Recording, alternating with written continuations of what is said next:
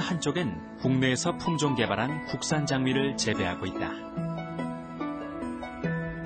외국산 품종과 어깨를 나란히 하고 농가의 로열티를 경감하기 위해 개발됐는데 아직은 시작 단계. 줄기에 가시가 너무 많고 꽃잎 날개가 적어 상품성이 떨어지는 것이 사실이다.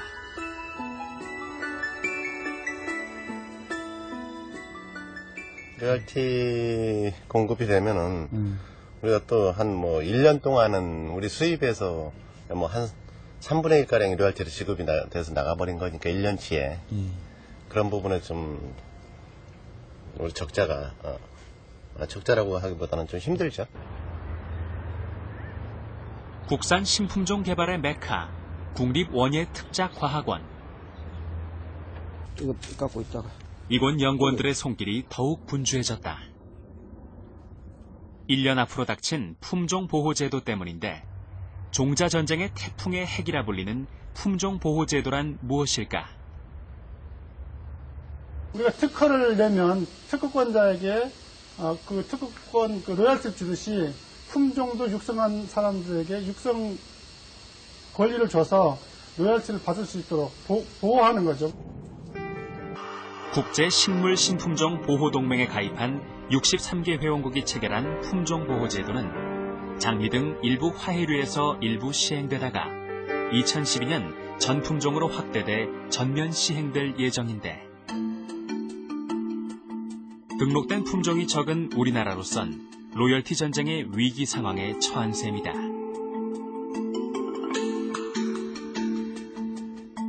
품종보호제도에 대비해 가장 만반의 태세를 갖춘 작목은 딸기. 대부분을 차지했던 일본 품종을 대체하기 위해 국산 품종을 속속 개발했는데 국산 품종 설향 그리고 매향을 차례로 선보인 것.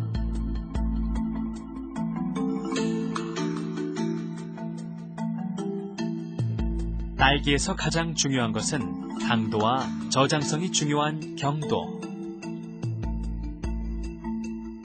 국내 신품종 매향과 일본산 품종 장희의 당도와 경도를 비교해봤다.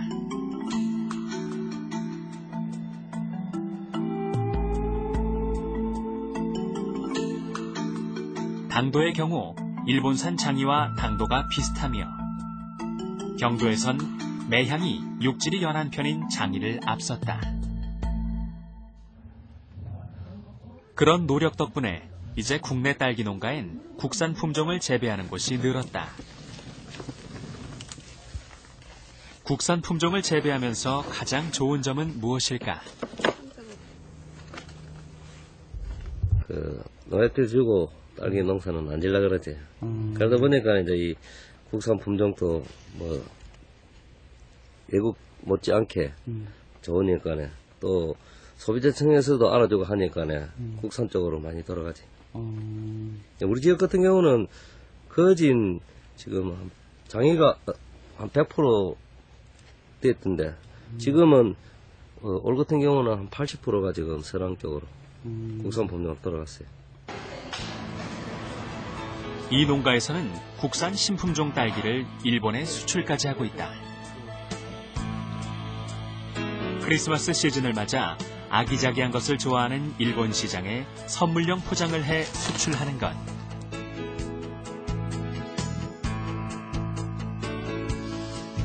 국산 신품종 개발의 노력은 눈에 띄는 성과로 나타나고 있다.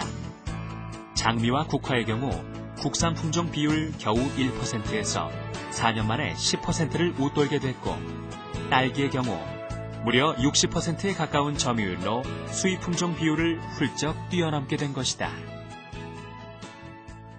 우리나라가 국제 신품종 보호 동맹 규약에 가입을 했기 때문에 2012년부터는 딸기를 포함한 모든 작물의 품종 사용료를 지불해야 됩니다. 즉 로열티를 지불해야 되는데 일본 품종을 계속 재배를 하게 되면은 로열티를 갖다가 일본에다가 상당량을 지불해야 됩니다. 그러나 우리나라 품종을 갖다가 재배를 하게 되면은 품종 사용료, 즉 로열티 지불 액수가 상당히 절감시킬 수가 있습니다. 지난 10월 29일 일본 나고야에서 생물자원 로열티에 대한 아주 중요한 의정서가 채택됐다.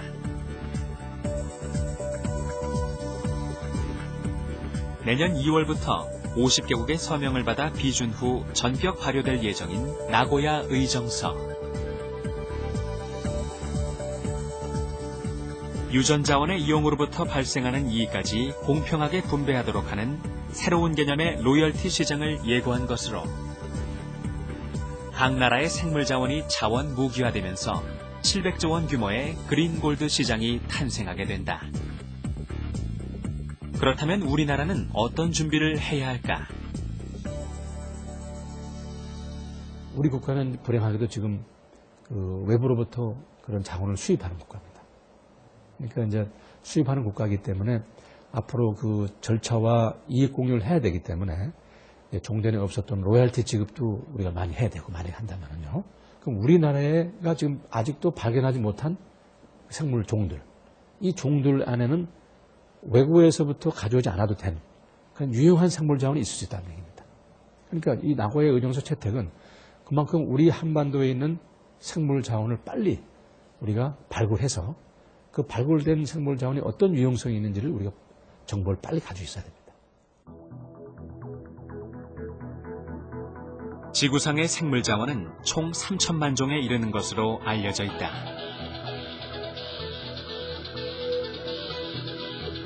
그 생물 자원에서 인간은 의약품의 80% 이상을 얻는다. 생물 자원을 원료로 하는 생명공학 산업은 세계적으로 그 규모가 기하급수적으로 성장하고 있는데 2003년 740억 달러였던 것이 2008년엔 2배 가까이 늘었고 지금부터 10년 후인 2020년엔 무려 8천억 달러라는 어마어마한 규모로 폭발적인 성장을 예고하고 있다. 지난 2007년에 문을 연 국립생물자원관. 종자에서 한 발 더 나아가 아직 쓰임새가 밝혀지지 않은 생물 자원들까지 보존해 미래 생명공학 시장을 대비하는 곳이다.